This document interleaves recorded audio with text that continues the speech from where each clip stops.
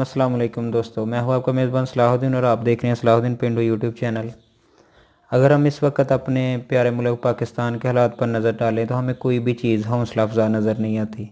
अगर हम माशी लिहाज में देखें तो हम 100 अरब डॉलर से ज़्यादा के मकरूज़ हैं। अगर हम इखलाकी लिहाज से देखें तो पूरी दुनिया में ग्रीन पासपोर्ट की कहीं भी कोई वैल्यू, कोई इज़्ज़त बिल्कुल भी नहीं है।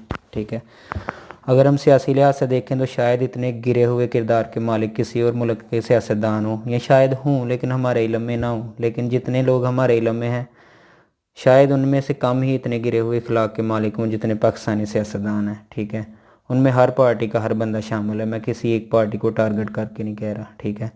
अगर हम इस्लामी मुल्क होने के नाते अपने मजहबी मामलात को देखें तो वहाँ पर भी हमें कुछ सली बख्श चीज़ें नज़र नहीं आती। हर तरफ शिया सुन्नी, वहाबी और देवबंदी और बरेलवी और अहले तशरीक़ का जो है ना शोर डला हुआ है। तो एक बंदा अगर बैठ के सोचे, एक आम पाकिस्तानी, कि हम किस तरफ जा रहे हैं, हम क्या कर रहे हैं और हमारी मंजिल क्या है और हम किस बंदे को फॉलो करें, तो जो है ना हमें अपनी ज़िंदगी में कुछ इस पाकिस्तान की बेहतरी देखने को नज़र आएगी। अगर हम पाकिस्तान की सरहदों से ज़रा बाहर निकल के देखते हैं और आलम इस्लाम को देखने की कोशिश करते हैं तो वहाँ पर भी हमें जो है ना बड़ी ही तकलीफ़दा चीज़ें देखने को मिलती हैं, जिनमें सबसे जो है ना सर फ़हरिस्त तो ये है कि क़िबला अव्वल पर इस वक्त इसराइल काबिज़ हो चुका है। ठीक है। यहूदी काबिज़ हो चुके हैं और आधे से ज़्यादा मुसलमान मुल्कों में खाना जंगी है, जिनमें से सर फ़हरिस्त मतलब अफ़गानिस्तान है और शाम, ईरान, इराक़, लीबिया। मतलब कि कोई ऐसा मुल्क नहीं है पाकिस्तान जहाँ पर हम मुकम्मल तौर पर जो है ना पुरअमन मुल्क है। और ये हमारी बदकिस्मती है कि आलम इस्लाम के 50 से ज़्यादा मुल्क होने के बावजूद एक भी मुल्क ऐसा नहीं है जहाँ पर हमने अल्लाह का निज़ाम नाफिज किया हुआ है। तो इस सारी सूरत हाल में अगर हम देखें तो हमें एक बात तो ये अटल है। ठीक है, कि हमें अल्लाह और उसके रसूल की बात माननी है और उसके बाद हमें गाइड करने के लिए कुरान मजीद मौजूद है। लेकिन हम किस ऐसे बंदे की बात सुने जो हमें कुरान और हदीस की और इस्लाम की सही तशरीह करके हमारे सामने ला के रख दे। क्या हम इन लोगों की बात सुने जो पाकिस्तान में हैं, जो अपने फ़िक़ा के मसले मसाइल से बाहर नहीं निकल सकते। यहाँ पर एक इंजीनियर मोहम्मद अली मिर्ज़ा नहीं किसी से कंट्रोल हो रहा। ठीक है, जिसने यूट्यूब पर थरथली मचाई हुई है कि ये कर दिया तुमने, वो कर दिया, वो उसे कह रहे हैं तुमने ये कर दिया, वो उसे कह रहा है तुमने वो कर दिया, ये वो। तो हमें किस ऐसे बंदे की बात सुननी चाहिए कि जो हमें एक ऐसा रास्ता दिखाए कुरान और हदीस के मुताबिक कि उस पर अमल करके हम दुनिया में, हम मुसलमान दुनिया में जो है वो अपना इज़्ज़त और मकाम जो है वो वापस ले सकें। हालांकि दुनिया की सबसे पावरफुल चीज़ जो इस वक्त आयल है, ठीक है, तेल है, वो मुसलमानों के पास है। ठीक है, लेकिन दुनिया में सबसे ज़्यादा जूते भी तो इस वक्त मुसलमान खा रहे हैं। तो किस ऐसे बंदे की हम बात सुने जिसकी बात पर अमल करने के बाद, जिसकी रहनुमाई लेने के बाद हम जो है दुनिया में अपना इज़्ज़त और मुकाम जो है वो दोबारा बहाल करा सकें। तो इंटरनेट का चूँकि आजकल दौर है और हर बंदे की जेब में जो है पूरी दुनिया की रसाई है। ठीक है, वो अपने जेब से मोबाइल निकालता है, उसमें कुछ भी सर्च कर सकता है, कुछ भी देख सकता है, जिसको भी सुनना चाहता है।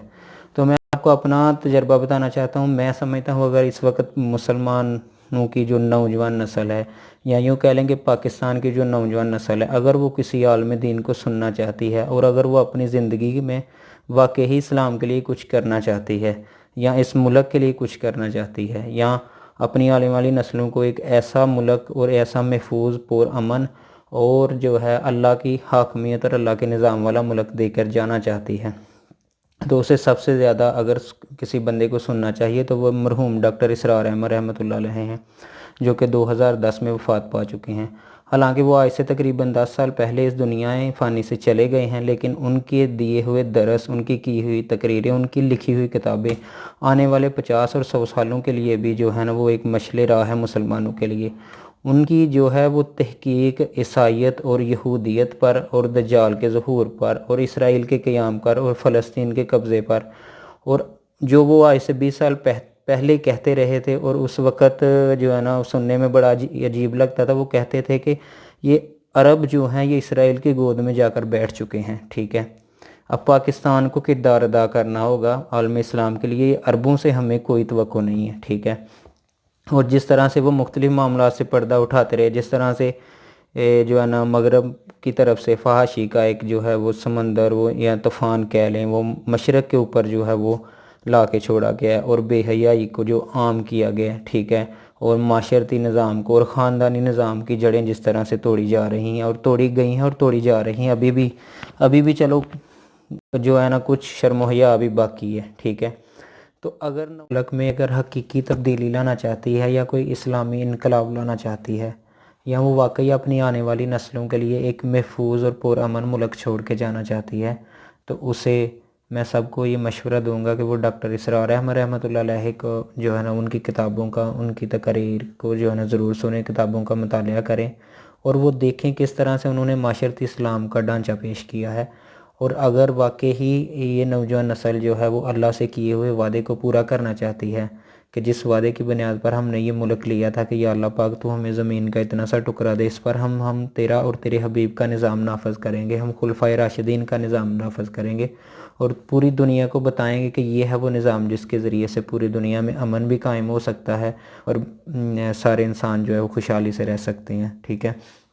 تو اگر واقعی ہم جو ہے نا کچھ کرنا چاہتے ہیں تو ہمیں ڈاکٹر اسرار احمد رحمۃ اللہ علیہ کو زیادہ سے زیادہ مطالعہ کرنا پڑے گا، ان کی تقاریر کو سننا پڑے گا اور ان کے پیغام کو سوشل میڈیا کے ذریعے دوسروں تک پہنچانا پڑے گا، ٹھیک ہے۔ اس میں ہر بندے کو، ہر جو ہے نا فرد ملت کے مقدر کا ہے ستارہ، ہر بندے کو اپنا رول جو ہے وہ ادا کرنا پڑے گا۔